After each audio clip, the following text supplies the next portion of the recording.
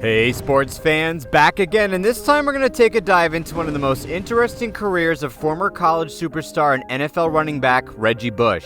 After entering the NFL with about as much hype and intrigue as any player ever, Bush was widely regarded as a bust, while some feel Reggie was an exceptional talent whose numbers don't paint an accurate picture of how effective he was. Before we get into the highs and lows and highs again of the former NFL star, do me a favor and click that subscribe button. All done? Alright, on to our video.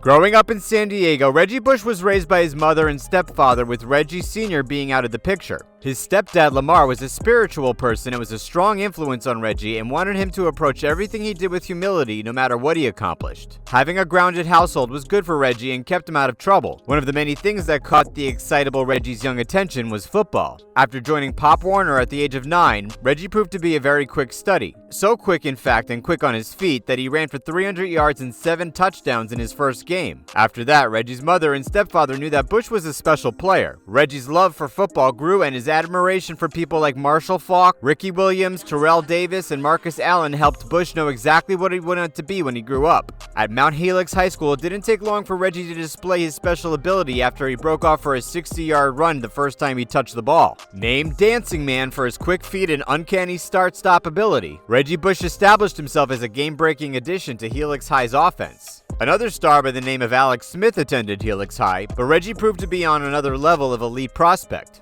By his senior year, the spotlight was solely on Reggie, and he didn't disappoint. Although he happened to miss 4 games with a broken wrist, Bush still accounted for a whopping 27 touchdowns. Add in a 3.8 GPA and a likable, team-friendly attitude, and Reggie was quickly regarded as one of the best athletes in the nation. Naturally, Reggie was recruited by all of the top schools in the country, but the one school he wanted to go to, USC, wasn't sold on the running back. After Pete Carroll watched highlights of Reggie Bush weaving through defenses as a punt returner, the coach knew Bush was their guy, and Reggie received the offer he's been hoping for. Carroll famously said he envisioned Bush as a 5-way threat, but it was as a returner that Bush got his first opportunity as a member of the Trojans. Carroll knew he had lightning in a bottle after Reggie's first couple of returns and wanted to get him on the field as much as possible.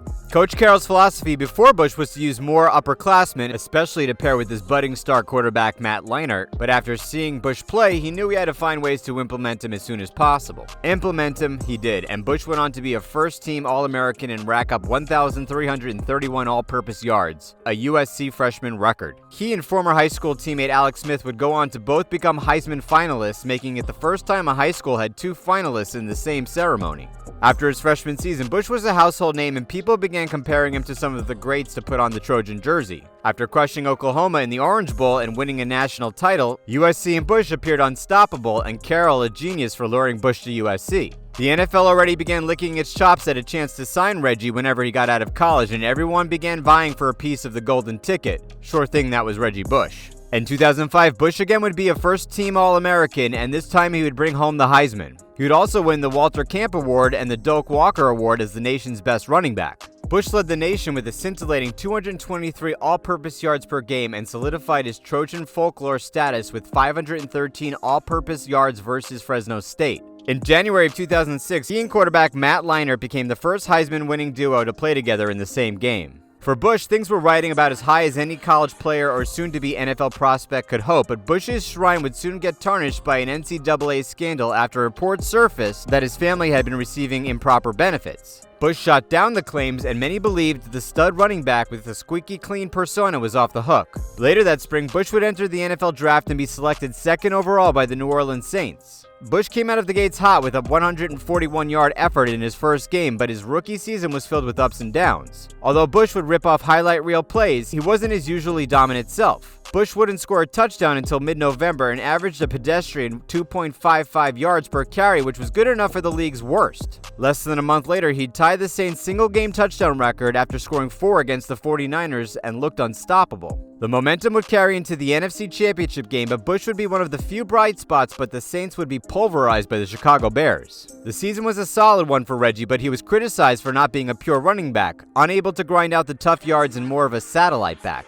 The next 2 years for Reggie would be much of the same, with yards per carry totals under 4 yards and failing to top 600 rushing yards. While things were looking questionable for Bush on the field, they were also getting murky off of it. A man by the name of Lloyd Lake sued Bush and his family in an attempt to recoup nearly $300,000 he allegedly paid them in lavish gifts. The case was settled in January of 2010, and in February, Bush and the Saints would win the franchise's first Super Bowl. The celebration would be marred by more controversy for Bush after an NCAA investigation would find Bush guilty of the alleged wrongdoing and ask USC to dissociate itself from the fallen star. Knowing that his Heisman trophy was going to be taken from him, Bush forfeited the honors. USC was also asked to take down all trophies and murals dedicated to Bush. The following season for Reggie Bush was one of his worst as a pro and his last as a Saint after a broken bone forced him to miss time. His season was overshadowed by the NCAA scandal, and after falling out of favor with the Saints, it looked like both sides needed a fresh start. Bush found his next home with the Miami Dolphins and tallied his first 1,000-yard season in what was a career resurgence for the 26-year-old. The Dolphins finished 6-10, but Bush averaged an elite 5 yards per carry and looked like a running back reborn. The game-breaking ability that was his trademark in college was on full display all year, and Reggie Bush, for all intents and purposes, was back. The following season was much of the same for Bush, as he'd helped the Dolphins manage a 7-9 record and second in the division. Bush was on the move again in the following year, and this time landed with the Detroit Lions and was brought in to be the team's 3-down back.